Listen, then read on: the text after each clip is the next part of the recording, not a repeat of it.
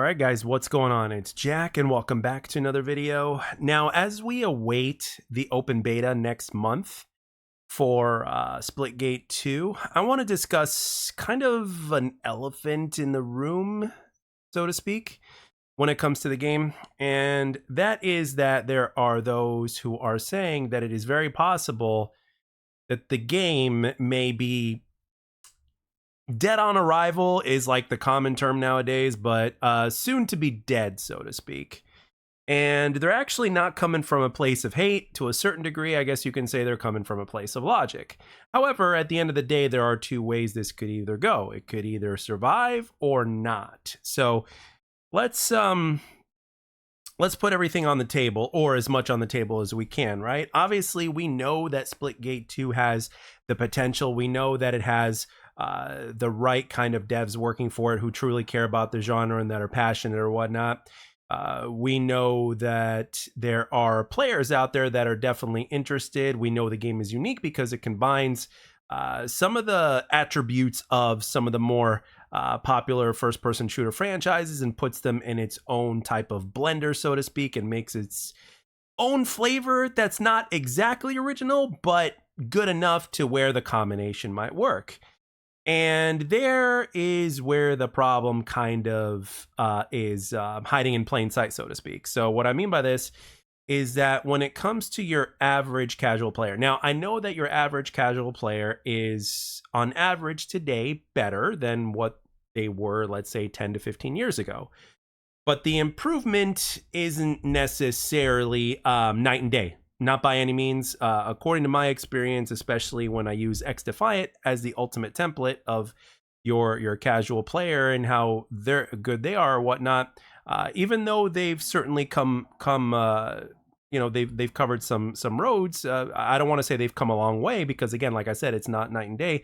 Even though they've progressed to a certain degree compared to, like, let's say 10, 15 years ago of what your average player used to be,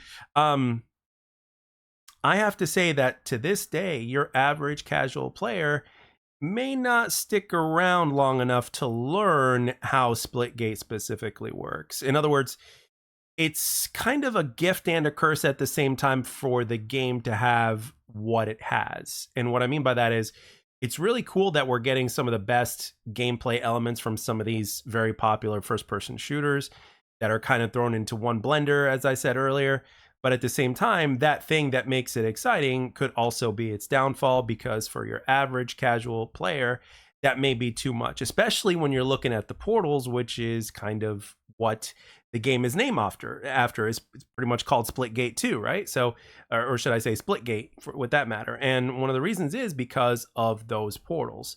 And I think for a lot of players, it may be something that is very annoying. Now, I'm not saying that the casuals can't pick this up and they can't learn. I'm not saying that at all.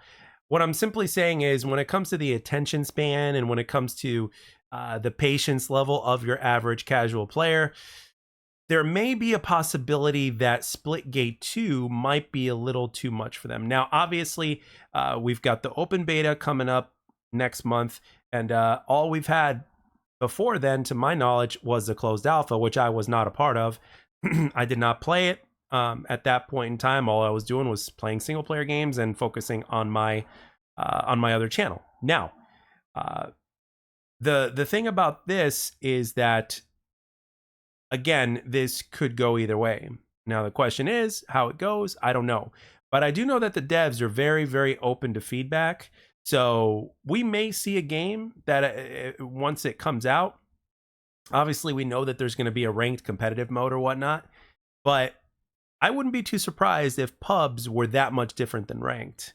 And I wouldn't be surprised if the game modes themselves were something that made the game stand out. However, at the same time, it may be something that might be too much for your average casual player. Now, as I used to do with my Xdefiant content, right? I want to let you guys speak for yourselves when it comes to not just your own personal experience with this game, but in terms of what you guys think. Like, how do you guys think this cookie is going to crumble? Now, obviously, as someone who absolutely, supported Xdefiant and covered Xdefiant the way I did The last thing I want is for Splitgate 2 to suffer the same fate or a similar fate as Xdefiant did, or what Xdefiant is going to do. I mean, it's already suffered it. I mean, all it's doing is, all it is now is on a countdown pretty much, but nothing's really going to change with the game, right? So anyway, now the good news is that Ubisoft is not in charge of Splitgate 2, thank goodness. But again, with that being said, as I've mentioned many times before in different videos, we live in a world to where a game is going to thrive or die on the amount of revenue that it's going to generate. And to my knowledge, Splitgate 2 is going to be a free-to-play game. So I guess you can expect a bunch of microtransactions and battle passes and cosmetics and all that kind of stuff in a similar way that other shooters out there are doing it. And it's going to be really, really interesting to see what they're going to do even with that when you compare it to like how other games are doing it. Now, every single free-to-play game out there is trying to be Fortnite, if you think about it. Hell, even Call of Duty is trying to be Fortnite, if you think about that as well. So they have a good idea how much money is getting generated, and they basically want that too. Now, what I think is also important is that the game innovates. We know at this point right now that the game, even though everybody that's played the game has only played the alpha, I guess, they've been saying that it plays very smooth and that was very optimized, and et cetera, et cetera. So what we're going to need for them to do is give players a reason to come back and play that goes beyond just gameplay. Because again, in the year 2025, obviously gameplay is your foundation. It should remain the most important part. I fully stand by that. To me, it's just logical, right? But for, again, so many players out there, they need a reason to come back and play. And I'm not talking about things like buying things from the store, and I'm not talking about things like, you know, your battle pass. The battle pass should just be the tip of the iceberg, if that, right? You need a good progression system, and you need a good reward system within the game to keep players coming back, right? So that way everything and anything they do gets rewarded. Because if you remember back during the days of, like, let's say Modern Warfare 2, right? The original Modern Warfare 2. One of the things that made that game so great was the fact that everything and anything you were doing in the game, which by the way, back then wasn't, you know, it was spectacular. It was almost like revolutionary, right?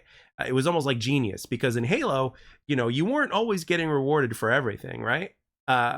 With Call of Duty Modern Warfare 2, to give a prime example, at that time when that game came out, you're rewarded for pretty much everything that you're doing, right? And the more ways that they figured out how to reward you in game and with the progression system and all that kind of stuff, the more was. I think one of the things that made that game as famous as it was, and putting Call of Duty on the map, so to speak, was that was a big part of it. It's like, okay, players have a reason to grind this game beyond the fact that it's just fun and satisfying, right? So but it was also rooted in gameplay. You came back because of gameplay, because the gameplay would reward you in this way, in this way, in that way.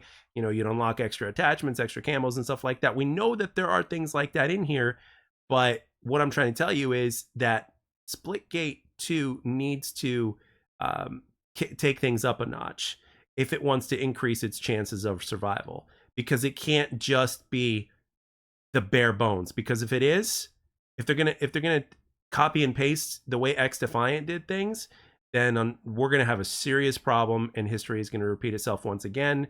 And Splitgate 2, if they were to copy and paste, what Xdefiant did, would end up suffering the same fate. Trust me. Again, for a player like me, all I need is good gameplay, and that's it. I don't care about cosmetics. I don't care about the battle pass. I don't care about yada yada yada. I don't care about all that. I want good gameplay. I want good weapons and stuff like that. Give me a good progression system. I'm good.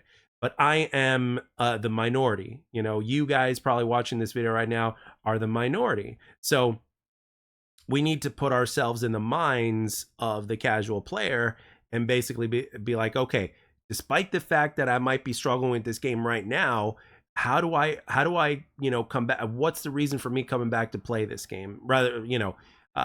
So it's like, it has to have that addictive factor and that reward factor to go with it. But it needs to be done in a way that makes it unique, kind of like how it blends the gameplays. So maybe if they were to blend a lot of different things that a lot of games have done over time and kind of put their own take on it, I think that would be pretty good.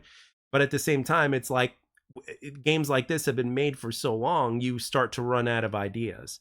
That's the problem. However, we got the comments section in here, and there are those of you guys that are very creative. I'm sure some of you guys might have even, there's even a few devs that watch my stuff. So again, let all thoughts on the matter be known down below, because again, I don't think anybody wants Splitgate 2 to suffer the same fate as Xdefiant, and I know for a fact that the devs don't want that to happen either, especially when you look at the way Splitgate 1 was created in a damn dorm room as a concept, and now we get that full picture that the devs had in mind in order to create this. And the players that have been involved, in terms of the guys that are developing the game, that have come from other franchises out there that are damn good. The game means business and it has potential just with that alone, but it needs to execute. You know what I mean? It needs to execute, and it needs to execute in the proper time, because we know timing is everything. And at the same time, it needs to execute properly. So with that being said, those are my thoughts so far. And let's just hope that that Splitgate 2 not only doesn't suffer the same fate as Xdefiant, but, doesn't die prematurely. It would be nice for it to not die at all. But only time will tell. And I think it's going to be a far better game than the first one. But will the community agree? That's the question. With that being said, guys, I'd like to thank everybody for taking the time to watch and or listen. I hope you enjoyed the video. I'll catch you guys on the next one.